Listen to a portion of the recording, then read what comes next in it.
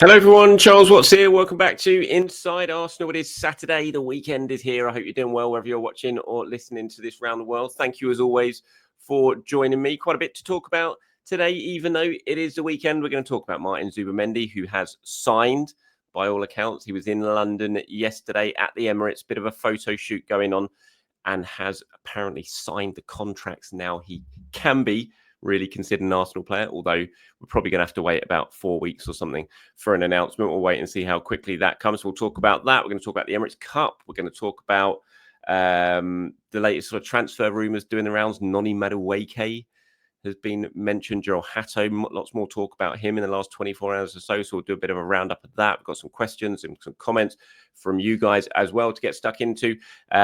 First episode of My Arsenal Story, the new series I've launched, went live yesterday for Inside Arsenal members. If you haven't signed up to Patreon yet and you want to become an Inside Arsenal member and support the channel, get exclusive extra content, access to the Discord giveaways. We're giving away an Arsenal shirt at the moment. You've got till the end of June to get involved in that. If you want to sign up and become a member, you can. The link is down in the description below. Just copy and paste that into your browser. Take you to the Patreon page where you can sign up. And yeah, you get the first episode of My Arsenal Story with Dick Law, Arsene Wenger's former transfer negotiation, in-depth interview with him, talking about all the big sort of deals he was involved in, what happened, what didn't happen. Really good stories from him. So if you want to get involved, then you can sign up down in the description below. It's down on my socials as well. But right, let's start today's show, shall we, by talking about Martin Zubimendi, who arrived in London yesterday to complete and finalise his long-awaited move to Arsenal that we've all waited a long, long time for him to do. And he's been in London and he has done it. It is all done. Fabrizio Romano tweeting out yesterday that all of the paperwork has now been done. It is all signed. He's completed the formal steps of his move to Arsenal. Fee is going to be about 65 million euros, and that's going to be paid in installments, which is obviously very important. It's a little bit more than his release was, but Arsenal have struck a deal with Sociedad to get that done at slightly more, but means they can stagger it over the next, over the few years of his contract and pay it off, annually rather than do it in all one lump sum. So a little bit more than the release clause, but it's much better for accounting purposes, if you see what I mean, to be able to stagger that transfer fee like you would normally do with any signing, one that doesn't have a release clause. Now, I have been told, and I haven't been able to absolutely confirm this yet, so I'm a bit reluctant to say it, but I have been told he has taken the number 36 shirt for next season. Again, I haven't been able to absolutely confirm yet there. That's just someone who I do trust has told that to me. So, yeah, I wouldn't be going out and getting it on the back of your shirt just yet because, like I said, I can't say I'm 100% sure. But I'm in the high 90% sure, if you see what I mean, that Zubimendi has chosen the number 36 shirt. Not sure why that would be the case. Don't know what number he was at Sociedad, actually. Let me just have a look, see what number he was at Sociedad. 4. He was number 4 at Sociedad, but apparently he's taken the number 36 shirt at Arsenal. But whatever it is, we'll find out very soon when Arsenal do announce it, what his number's going to be. But it's good, it's a really good signing. I'm delighted it's happened. Delighted to have him in London, to get it over the line. As I said, we'll wait and see when the confirmation comes from Arsenal. It could be a while. You never know when it comes to Arsenal announcing transfers. They have their own schedule and they stick to it. But it's just great news. It's got it over the line. We can sort of move on from that now, which is really, really positive. He is an exciting signing. I know it's kind of felt like we've known about it for so long that the excitement level's gone, but you've got to put that to one side and just think of the signing on paper. And you've got one of the best number 6s in the world, a number 6 that all the top clubs wanted, and Arsenal have got him. So it's a really, really good deal. As I said yesterday, if this had come out of the blue like this right now, just like a week ago, it's suddenly like Arsenal agree fee for Zubimendi and now he's signed, we'd all be jumping through hoops of excitement, thinking it's a fantastic deal. So I think that's what we've got to look at it now. Yes, we've known about it for a while, but this is a really good piece of business from Arsenal and they've got it done. Zubimendi is here. He's signed his contracts and he's going to be an Arsenal player. So that's really positive for me. Okay, we could get to see Martin Zubimendi make his international. What am I talking? It's far too early on a Saturday morning. Make his Arsenal debut, non-competitive debut, of course, or home debut, I should say, at the Emirates Cup. Now, details of this hasn't been released yet by the club, but I've heard that it's going to be against Athletic Bilbao. Athletic Club are going to be the team that Arsenal are going to be facing at the Emirates Cup. It's going to be played the week before the season begins at the Emirates, obviously. And Athletic Bilbao are going to be Arsenal's opponents. And so Zubimendi, if this is going to be his first appearance, injuries permitting, of course, touch wood, which you always have to say when it comes to Arsenal, it will be against Spanish opposition that he knows very, very well. And it will be against Bilbao. I think there is going to be another friendly at the Emirates, probably in the midweek. I don't know. I did get told a name for that, but I'm pretty sure that's not right. So I'm not gonna release it. But I think the plan is there's going to be two friendlies, and the first Emirates Cup game will be against Bilbao, and then there's going to be another one against another foreign opponent. But we'll wait and see what the confirmation of that is. But yeah, Bilbao should be a good game. I think that's good opponents. Bilbao. I thought Lyon were good opponents last year for the Emirates Cup. It's kind of what you want a week before the season starts. And we'll see some good players. Nico Williams, obviously, probably won't be there, I imagine, at that point. Won't be playing for them. Maybe he will. So maybe we will finally get to see Nico Williams at the Emirates, and Mikel Arteta can have his dream for 90 minutes. But probably he's going to be completed his move to Barcelona by then. But yeah, Bilbao at the Emirates Cup. Right, transfer-wise, Noni Madueke has been linked with Arsenal fairly recently. I had a lot of questions about this yesterday. I didn't talk about it in yesterday's show, but I had a lot of questions going, what are your thoughts? What are your thoughts? Noni Madueke. Now, the report, I think it was in the Telegraph, was that Madueke is one of a number of players that Arsenal have sort of looked at as a potential wing option. And it was no more than that. My thoughts on it are no, thank you. I think Noni Madueke is a okay player. I think he's done well in flashes with Chelsea. He's done well in flashes when he's played for England as well. He's got something about him when he's on it. He can beat his man. He can cause the team problems. Still not sure about his end product in the final third, which is, I think something a lot of people have questioned when it comes to him. Would I want him at Arsenal? No. And it's the Chelsea thing again. You're just like, I'm not, I really have absolutely no issue with the Kepa signing. Obviously, he's a Chelsea player, but I think that's a really brilliant, smart piece of business for Arsenal. I've said that before, £5 million. You just can't complain with that. It's a really good piece of business to get a keeper of that quality, of that experience for £5 million, meaning you can save money to spend elsewhere in your transfer business this summer. I think it's a really good, smart piece of business. But Madueke, who would cost a lot of money, he cost a lot of money for Chelsea to sign him, and he's done pretty well at Chelsea. So it's not like you get a cut price deal like you would with Kepa for Madueke. It'd be an expensive signing. Coming from Chelsea as well, it's like, nah, not for me. There's loads of good wingers out there that you can sign that don't have the Chelsea connection, that are better, in my view, than Madueke as well, that are more threatening in the final third, more clinical in the final third as well. So no, not for me in answer to all your questions. The Gerald Hato stuff, I think he's a really good player from what I've seen and from what I've heard as well. I haven't seen that much of him. What I have seen, he looks like an intelligent player, but from people that I've spoken to who know Gerald Hato pretty well, so he's a very talented player. He's still pretty raw, which you'd expect at his young age, and it'd be a very big leap from Ajax to the Premier League, but we've seen Jurriën Timber handle that very, very well in recent years. Obviously, the pair of them are very close, apparently. So, Gerald Hato, I think, would be a good sign-in. It would raise questions in terms of what the sort of squad planning is there, because you've already got Calafiori, you've got Miles Lewis-Skelly, he's just signed his brand new long-term contract that will hopefully be announced next week.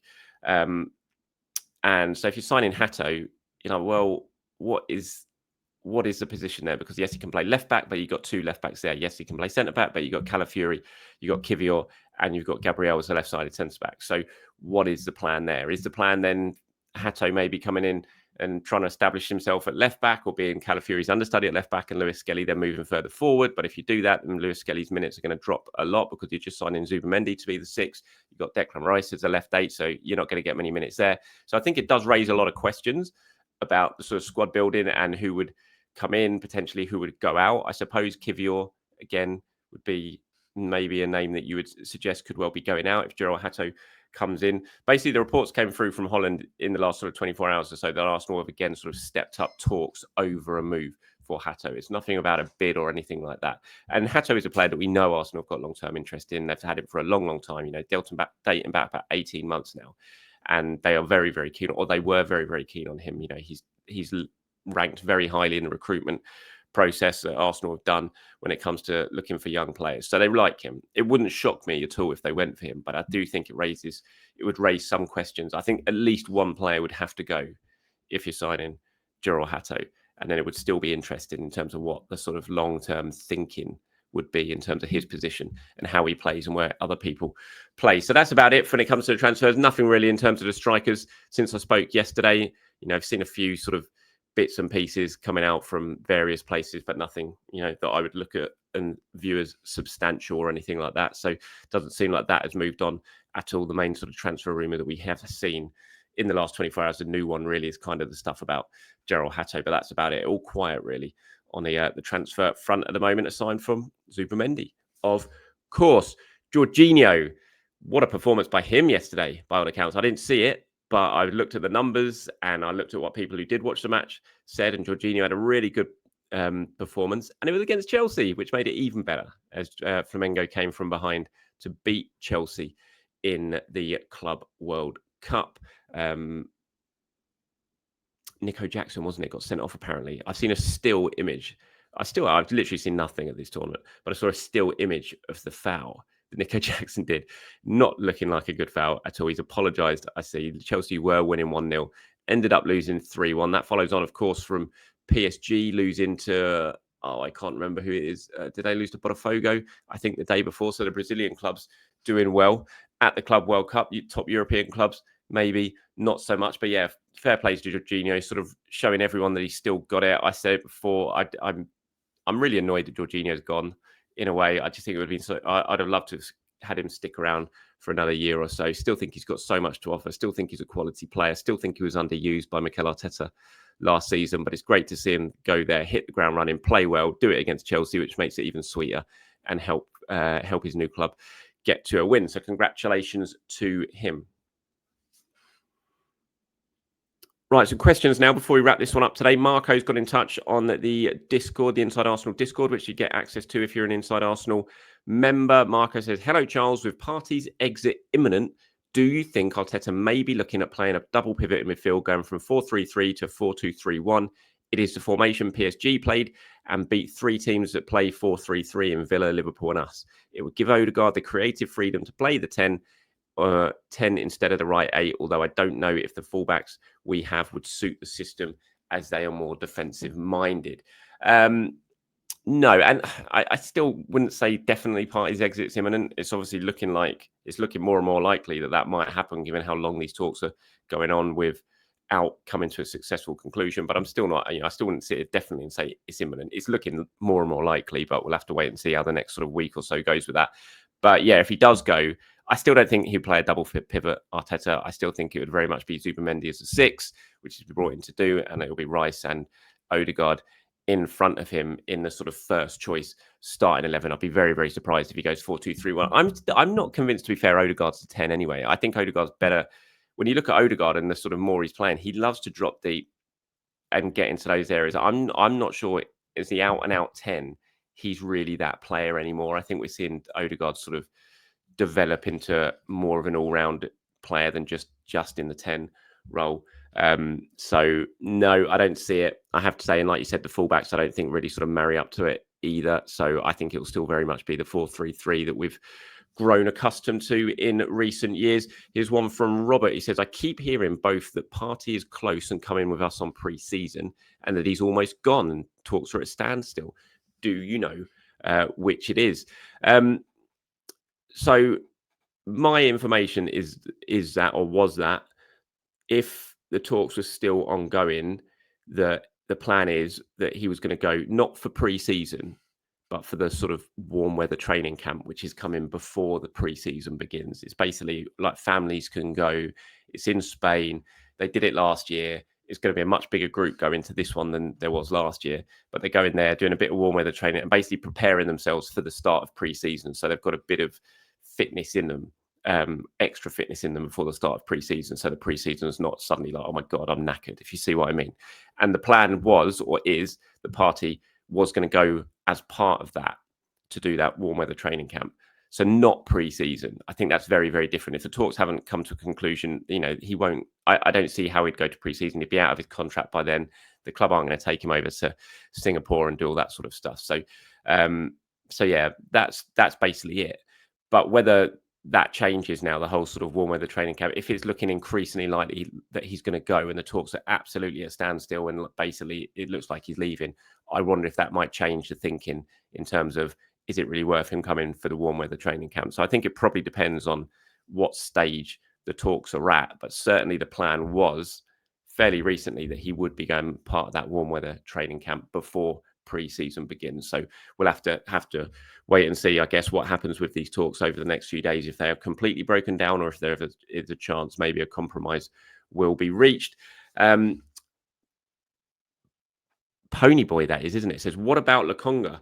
As a squad player, stopgap for Partey, is he still on the books? He is on the books. Yes, he's got 1 year left on his contract. He was going to be out of contract, but Arsenal took up an option on his contract to extend it by another 12 months. But really, that's been done with a view of trying to get some money for him this summer and sell him. He's obviously had a decent enough spell at Sevilla last season. Sevilla liked him. There were a few injuries along the way, but Sevilla liked him. He performed pretty well. He's spoken about it recently. Did an interview with Simon Collins at the Standard, where he said he enjoyed his time at Sevilla. Wasn't sure if he'd go back, if they'd be able to find the money to sign him, but he'd be happy to if he could. But yeah, in terms of Arsenal career, I don't see that happening. They took out that extra 12 months just basically to try and get a bit of money for him. So I don't see him coming back and playing a part next season. Who knows? You never know. If he comes into pre-season, smashes it, gets given a chance and absolutely forces his way into thinking, maybe I'll be wrong, but I'd be very, very surprised. I think we'll see Sambi, as long as pretty much all of the sort of first team players who went out on loan last season, the club trying to sell them this summer. Just finally one here from Megard. Sorry, Megard. I can't pronounce that. I'm really sorry. Let's just say Meg, because that's probably easier for me. Apologies for butchering the pronunciation there. But you say, hi, Charles, would you be coming over to Singapore next month for pre-season? Unfortunately not. I went to the last pre-season in Singapore, which was great, loved it, but I can't make it this summer. Basically just can't afford it. It's impossible. I'm trying to move house at the moment. There's no way I could afford to come out for the pre-season tour this time around. I think my wife would have absolutely killed me if I'd even have tried it. So no, I won't be in Singapore, unfortunately, but I know lots of the good Arsenal press pack will be heading over there, and so you will get very good coverage from them while they are in town. And that's it from me today, everyone. Thank you for watching. As always, thank you for listening. If that's how you listen to get your content from inside Arsenal, I'll be back tomorrow to do it all over again. But until then, enjoy the start to your weekend. Enjoy the sunshine. And I'll speak to you very, very soon. Take it easy. Bye-bye.